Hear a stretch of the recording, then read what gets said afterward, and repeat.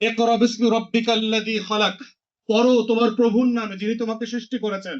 বাংলাদেশ বেতারের টেলিভিশনে যুদ্ধের পরে আজান কোরআন তালাওয়াত বন্ধ করে দিয়ে দেওয়া হয়েছিল 72 থেকে 75-এ। কেন? মুক্তিযুদ্ধের আকাঙ্ক্ষা কিভাবে ধ্বংস করে দিয়েছে আওয়ামী লীগ এবং বামপন্থীরা মিলে। তাহলে নাটক সিনেমা করা তো বন্ধ হয়নি। বাংলাদেশের টেলিভিশন গুলোতে কি গান, নাটক, সিনেমা, যাত্রা, থিয়েটার, মঞ্চ এগুলো কি বন্ধ হয়েছিল? তারা আসলে কি নিয়ে গল্প করে, কি নিয়ে নাটকের স্ক্রিপ্ট তৈরি করেছে? তাহলে এখন চিন্তা করে দেখেন, আমরা তো ব্রিটিশ কলোনিতে 190 বছর ছিলাম।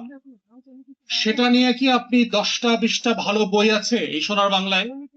আপনারা যারা লেখাপড়া করেন, ইতিহাস নিয়ে ঘাটাঘাটি করেন, একটু গিয়ে দেখবেন তো আজিজ সুপার মার্কেট, নীলক্ষেত ঘুরে, যে 190 বছরের ব্রিটিশ কলোনিয়াল রুলের উপরে 20টা বই আছে কিনা, 30টা বই আছে কিনা।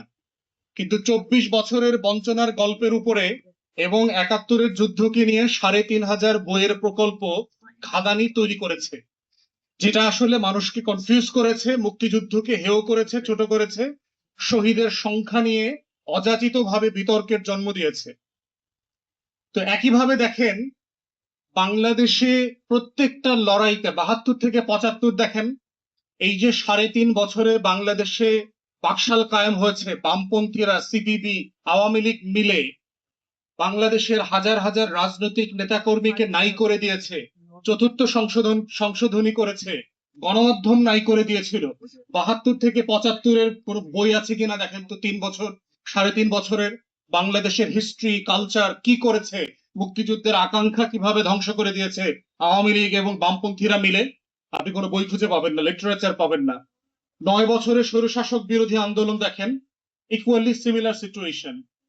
তাহলে নাটক সিনেমা করা তো বন্ধ হয়নি। বাংলাদেশের টেলিভিশন গুলোতে কি গান, নাটক, সিনেমা, যাত্রা, থিয়েটার, মঞ্চ এগুলো কি বন্ধ হয়েছিল?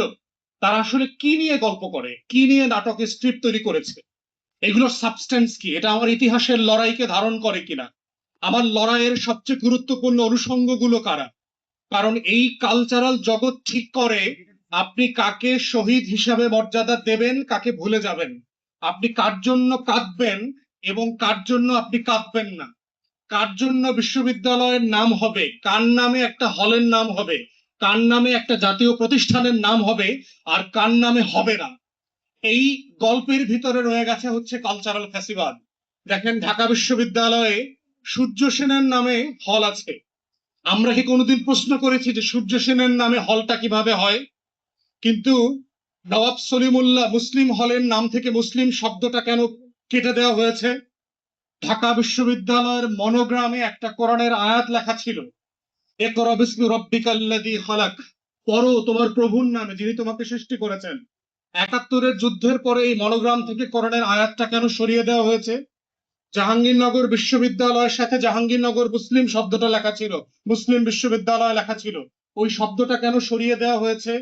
কাজী নজরুল ইসলাম কলেজের সাথে ইসলাম ছিল, ইসলাম শব্দটা কেন সরিয়ে দেওয়া হয়েছে? তারপরে হচ্ছে বাংলাদেশ বেতারের টেলিভিশনে যুদ্ধের পরে আজান কোরআন তালাওয়াত বন্ধ করে দিয়ে দেওয়া হয়েছিল 72 থেকে 75-এ। কেন?